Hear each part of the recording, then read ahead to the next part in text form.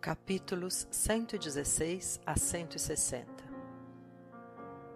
Duas forças me empurravam para a vida agitada de costume, Sabina e Quincas Borba.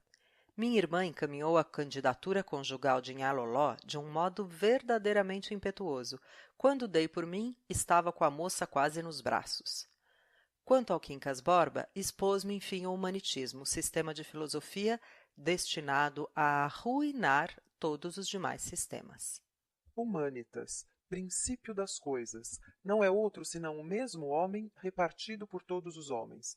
O amor, por exemplo, é um sacerdócio, a reprodução, um ritual. Como a vida é o maior benefício do universo e não há mendigo que não prefira a miséria à morte, segue-se que a transmissão da vida, longe de ser uma ocasião de galanteio, é a hora suprema da missa espiritual. Porquanto, verdadeiramente há só uma desgraça: é não nascer. Imagina, por exemplo, que eu não tivesse nascido. É positivo que não teria agora o prazer de conversar contigo, comer esta batata, ir ao teatro e, para dizer tudo numa só palavra, viver. Queres uma prova da superioridade do meu sistema? Contempla a inveja. Abre mão dos velhos preconceitos e estuda a inveja, esse sentimento tão sutil e tão nobre. Sendo cada homem uma redução de humanitas, é claro que nenhum homem é fundamentalmente oposto a outro homem, quaisquer que sejam as aparências contrárias. Se entendeste bem, facilmente compreenderás que a inveja não é senão uma admiração que luta. E sendo a luta a grande função do gênero humano, todos os sentimentos belicosos são os mais adequados à sua felicidade. Daí vem que a inveja é uma virtude. Para que negá-lo? Eu estava estupefato. A clareza da exposição, a lógica dos princípios, o rigor das consequências, tudo isso parecia superiormente grande. Para entender bem o meu sistema, importa não esquecer nunca o princípio universal, repartido e resumido em cada homem. Quincas Borba leu-me daí a dias a sua grande obra. Eram 4 volumes manuscritos, de 100 páginas cada um, com letra miúda e citações latinas. Além do Quincas e da Sabina, havia uma terceira força que me empurrava para a vida. Era a impaciência de brilhar. A multidão me atraía, o aplauso me namorava. Isso reavivava as minhas ambições políticas. Quanto à minha irmã Sabina... Não, senhor. Agora, quer você queira, quer não, há de casar. Que belo futuro, um solteirão sem filhos. Sem filhos. Eis a flechada secreta. A ideia de ter filhos deu-me um sobressalto. Percorreu-me outra vez o fluido misterioso. Sim, cumpria ser pai. Dispus-me a aceitar tudo, ainda mesmo a aliança do Damasceno. No fim de 3 meses ia tudo à maravilha. O fluido, Sabina, os olhos da moça, os desejos do pai, eram outros tantos impulsos que me levavam ao matrimônio. Mas antes de realizar o casamento, Nhá Loló teve febre amarela e morreu. Não digo mais nada, a não ser que a acompanhei até o último jazigo e me despedi triste, mas sem lágrimas. Concluí que talvez não a amasse de fato. 2 anos depois desse acontecimento, eu era deputado, colega de Lobo Neves e não tinha remorsos. A chance que tive de ver Virgília depois da sua partida aconteceu em um baile. Falamos muito e não aludíamos a coisa nenhuma do passado. Eu já tinha então 50 anos, e agora sinto que, se alguma dama tem seguido essas páginas, fecha o livro e não lê as restantes. Para ela extinguiu-se interesse na minha vida, que era o amor. 50 anos. Não é ainda a invalidez, mas já não é a frescura. Vê-se nas menores coisas o que vale a autoridade de um grande filósofo. As palavras do Quincas Borba sacudiram o torpor moral e mental em que eu andava. Meu caro Brás Cubas, não te deixes vencer desses vapores. Que diacho! É preciso ser homem, ser forte, lutar, vencer, brilhar, influir, dominar. 50 anos é a idade da ciência e do governo. Ânimo, Brás Cubas, não me sejas palerma. Trata de saborear a vida e fica sabendo que a pior filosofia é a dos choramingas que se deita à margem do rio para o fim de lastimar o curso incessante das águas. O ofício delas é não parar nunca. Acomoda-te com a lei e trata de aproveitá-la. Aqui cabe um capítulo intitulado De Como Não Fui Ministro de Estado. Reticências, reticências, reticências, reticências, reticências. Há coisas que melhor se dizem calando. Se a paixão do poder é a mais forte de todas, como acreditam alguns, imaginem o desespero, a dor no dia em que perdi a cadeira na Câmara dos Deputados. Acabavam as esperanças, terminava a carreira política. Mas, como sempre, Quincas Borba tinha uma palavra de sabedoria.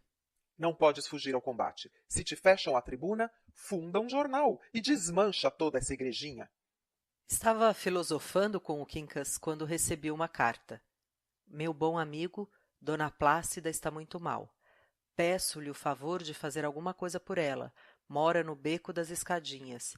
Veja se alcança metê-la na misericórdia. Sua amiga sincera. Não era a letra fina e correta de Virgília, mas grossa e desigual. O V da assinatura não passava de um rabisco sem intenção alfabética. Pobre Dona Plácida. Mas eu tinha lhe deixado os 5 contos da Praia da Gamboa e não podia compreender que...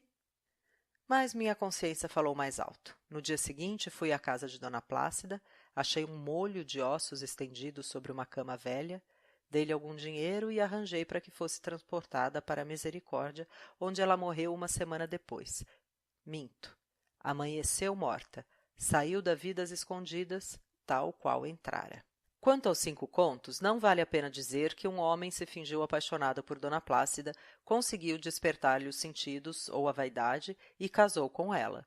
No fim de alguns meses, inventou um negócio e fugiu com o dinheiro. Não vale a pena contar. Urgia fundar o jornal, redigiu o programa que era uma aplicação política do humanitismo. Era a fina flor dos programas, prometia curar a sociedade, destruir os abusos, defender os sãos princípios de liberdade, fazia um apelo ao comércio e à lavoura e acabava com essa ameaça. A nova doutrina que professamos há de, inevitavelmente, derrubar o atual ministério. Há em cada empreendimento um ciclo inteiro da vida humana. O primeiro número do meu jornal me encheu de alegria e de jovialidade, mas daí a 6 meses ele já estava velho a ponto de morrer. Nessa mesma época morreu Lobo Neves. Corria um boato que ele ia ser ministro, o que me encheu de irritação e inveja. Assim, não é impossível que a notícia da morte me desse algum alívio e 1 ou 2 minutos de prazer. Outro dia sonhei que era nababo e acordei com a ideia de ser nababo. Eu gostava, às vezes, de imaginar esses contrastes de região, estado e credo. Era um simples gracejo, mas disse ao Quincas Borba, que olhou para mim com certa cautela e pena, levando a sua bondade a me comunicar que eu estava doido. Ri a princípio, mas a única objeção é que eu não me sentia doido, e não tendo geralmente os doidos esse conceito de si mesmos, tal objeção ficava sem valor. No dia seguinte, o Quincas mandou um alienista, que fez o seguinte diagnóstico. Raros homens terão tanto juízo como o senhor.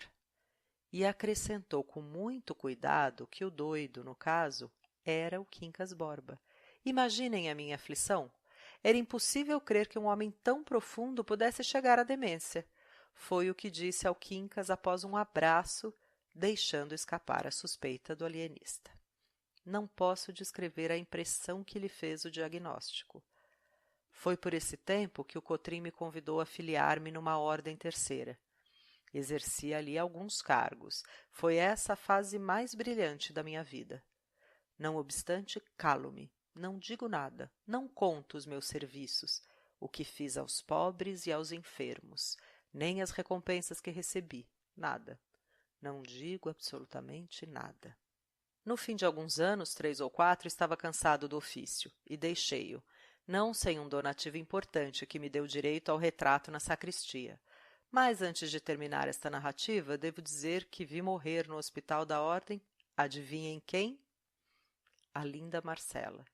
E ela morreu no mesmo dia em que, visitando um cortiço para distribuir esmolas, achei, agora que não são capazes de adivinhar, achei a flor da moita, Eugênia, a filha da dona Eusébia e do Vilaça. Ao me reconhecer, ficou pálida e baixou os olhos, mas foi obra de um instante. Ergueu logo a cabeça e fitou-me com muita dignidade. Compreendi que não receberia esmolas da minha algibeira, e lhe estendi a mão como faria a esposa de um capitalista. Cortejou-me e fechou-se no cubículo. Nunca mais a vi, não soube nada da vida dela, nem se a mãe tinha morrido, nem que desastre a tinha levado a tamanha miséria. Sei que continuava coxa e triste. Foi com esta impressão profunda que cheguei ao hospital, onde Marcela tinha entrado na véspera e onde a vi expirar meia hora depois, feia, magra, decrépita. Compreendi que estava velho e precisava de uma força, mas o Quincas Borba tinha partido 6 meses antes para Minas Gerais e levou consigo a melhor das filosofias. Voltou 4 meses depois e entrou na minha casa quase no estado em que eu o tinha visto no passeio público. A diferença é que o olhar era outro. Vinha demente. Contou-me que, para o fim de aperfeiçoar o humanitismo, tinha queimado o manuscrito todo e ia recomeçá-lo. O Quincas Borba sabia que estava louco, e esse resto de consciência, como uma frouxa lamparina no meio das trevas, complicava muito o horror da situação.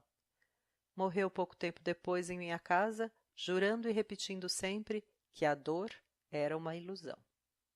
Entre a morte do Quincas Borba e a minha, aconteceram os fatos narrados na primeira parte do livro. O principal deles foi a invenção do emplasto Brás Cubas, que morreu comigo por causa da moléstia que apanhei. Este final é todo de negativas. Não alcancei a celebridade do emplasto. Não fui ministro. Não conheci o casamento. Verdade é que, ao lado dessas faltas, coube-me a boa fortuna de não comprar o pão com o suor do meu rosto. Mas não padeci a morte de Dona Plácida, nem a demência do Quincas Borba. Somadas umas coisas e outras, qualquer pessoa imaginará que não houve falta nem sobra, e, conseguintemente, que saí quite com a vida.